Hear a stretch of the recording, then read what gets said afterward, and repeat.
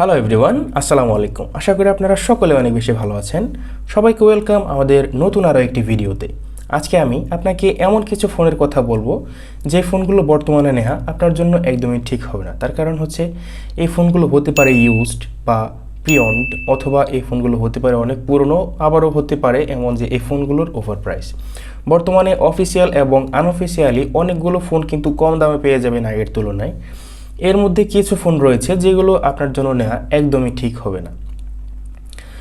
প্রথমে কথা বলি আইফোন নিয়ে। IPhone x, iPhone XR, iPhone 10, iPhone 10R, iPhone 6, iPhone 7 এই ফোনগুলো একদমই কিনবেন না। তার কারণ হচ্ছে এগুলো বাইরে থেকে রিপেয়ার করা। এই ফোনগুলো বাইরে প্রথমে ইউজ করার পরে যখন দেখে যে এই ফোনগুলো নষ্ট হয়ে গিয়েছে, তখন এই ফোনগুলোকে পুনরায় রিপেয়ার করে আমাদের বাংলাদেশের মতো বিভিন্ন দেশে তারা পাঠিয়ে দেয় সেল করার জন্য। এই ফোনগুলো যদি আপনি নেন তাহলে হতে পারে এমন যে আপনার এই ফোনগুলো কিছুদিন ইউজ করার পরে দেখবেন যে হয়তো ডিসপ্লে প্রবলেম করছে, না হলে ক্যামেরায় প্রবলেম করছে, না হলে আদার্স যে কোনো পারফরমেন্স কিন্তু ড্রপ করছে। আর যদি আইফোন নেন প্রিয়ন মার্কেট থেকে, তাহলে আপনারা 11 সিরিজের উপরে এই ফোনগুলো নিতে পারেন। এবার আসি রিয়েলমির দিকে। Realme 9i, Realme Narzo 50 prime এবং রিয়েলমি নার্জো C31 এই ফোনগুলোকে একদমই অ্যাভয়েড করবেন। তার কারণ হচ্ছে এই ফোনগুলোর কনফিগারেশন একদমই ভালো না এবং এই ফোনগুলো কিন্তু একদমই ওভার প্রাইস। এই ফোনগুলো আপনারা না নিয়ে এই প্রাইস রেঞ্জে আপনারা এর থেকে অনেক ভালো মানের কনফিগারেশনের ফোনগুলো কিন্তু আপনারা নিতে পারেন রিয়েলমি ব্র্যান্ডের। আপনারা যে ফোনগুলো রিয়েলমি ব্র্যান্ডের নিতে পারেন সেই ফোনগুলো হচ্ছে Realme Narzo 50, Realme C55, Realme Narzo N55। এই ফোনগুলো আপনারা নিতে পারেন। তার কারণ হচ্ছে এই ফোনগুলোর প্রাইস বিবেচনায় এই ফোনগুলোর কনফিগারেশন ভালো এবং এই ফোনগুলোর ইউজার এক্সপিরিয়েন্স কিন্তু এখন পর্যন্ত আমরা অনেক বেশি ভালো পেয়েছি। এবার আসি রেডমির দিকে।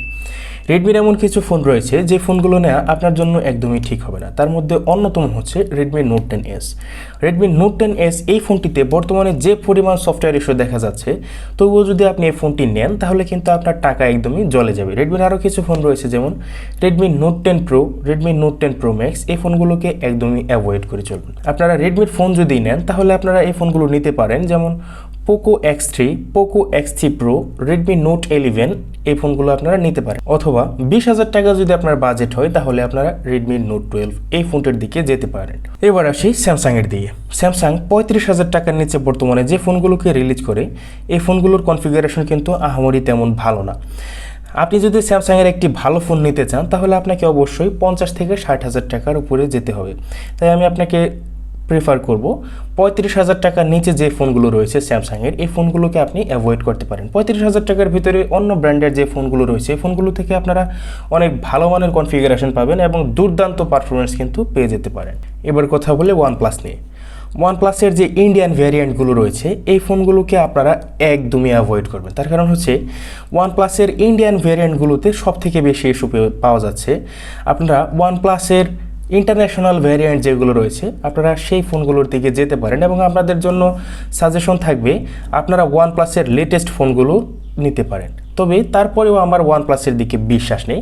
আমি আপনাকে বলবো আপনারা ওয়ানপ্লাসকে অ্যাভয়েড করতে পারেন। আপনারা কিছু প্রাইস বেশি দিয়ে আপনারা আইফোন নিতে পারেন অথবা স্যামসাংয়ের কোনো ফ্ল্যাগশিপ ডিভাইস কিন্তু আপনারা নিতেই পারেন।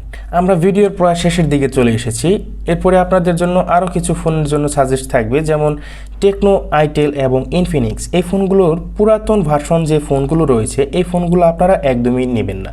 তার কারণ হচ্ছে এই ফোনগুলোতে যে কনফিগারেশনগুলো দেওয়া হয়েছে পুরাতন ফোনে, এই ফোনগুলো দিয়ে আপনারা বর্তমান সময়ে কোনো সফটওয়্যারই বা কোনো অ্যাপসই ভালোভাবে চালাতে পারবেন না। এই ফোনগুলো নিতে পারেন, তবে এই ফোনগুলো লেটেস্ট যে ফোনগুলো রয়েছে এই ফোনগুলো আপনারা নিতে পারেন। সো বন্ধুরা, এই ছিল আজকের আমাদের ভিডিও। দেখা হবে আপনাদের সাথে পরবর্তী কোনো ভিডিওতে। সে পর্যন্ত অনেক বেশি ভালো থাকবেন। বিদায় পৃথিবী।